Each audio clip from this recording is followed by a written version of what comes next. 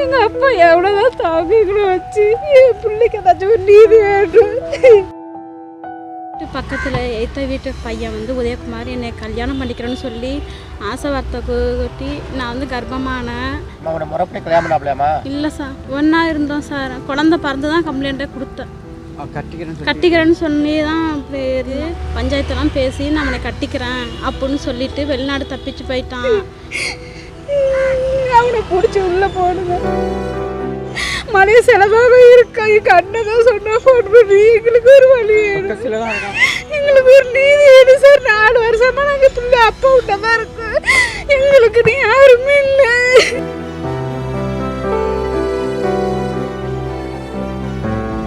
என் பேர் வினிதா.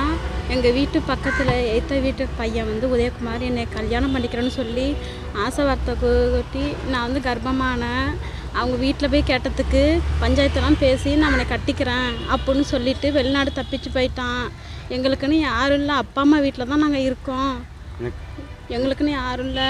பையன் போய் போலீஸ் ஸ்டேஷனில் கம்ப்ளைண்ட் கொடுத்தோம். 2019 கொடுத்தோம். பையனுக்கும் 4 வயசாகுது. போய் கேட்டதுக்கு எங்களை திட்டுறாங்க, கொலை மிரட்டல் செய்கிறாங்க. பிள்ளைய உன்னை கொன்னுடுவேன், வாபஸ் வாங்கு அப்படின்னு சொல்லி திட்டுறாங்க. எங்களுக்குன்னு யாரும் இல்லை, அப்பா அம்மா வீட்டில் தான் இருக்கோம்.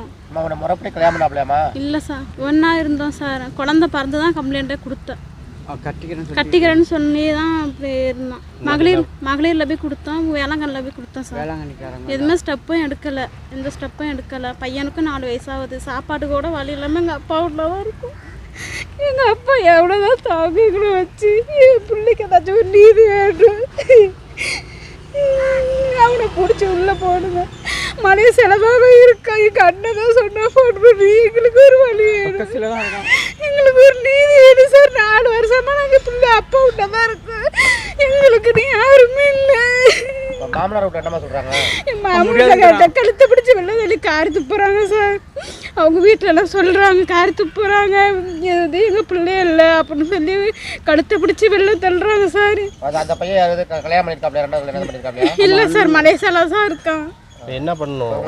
அவனை பிடிச்சி உள்ளே போடுங்க சார். எப்படியாச்சும் அவனை அழைச்சிட்டு எங்களோட ஒப்படைங்க. சாப்பாட்டுக்கு வழி இல்லாமல் தவிக்கிற எங்கள் அப்பாவில் தான் சார் இருக்கிறோம். எங்களுக்கு வாழ்க்கை விடுங்க சார், இல்லைன்னா நாங்கள் செத்து போயிடுவோம். இங்கே எங்கள் வீட்டில் எங்கள் அப்பா அம்மா அவமானம் விடுறாங்க சார், இல்லைன்னா நாங்கள் செத்து போயிடுவோம் சார். ஏதாச்சும் எனக்கு ஒரு வழி வேணும், நீதி வேணும் சார். செய்திகளை உடனுக்குடனும் துல்லியமாகவும் தெரிந்து கொள்ள சப்ஸ்கிரைப் பண்ணுங்க.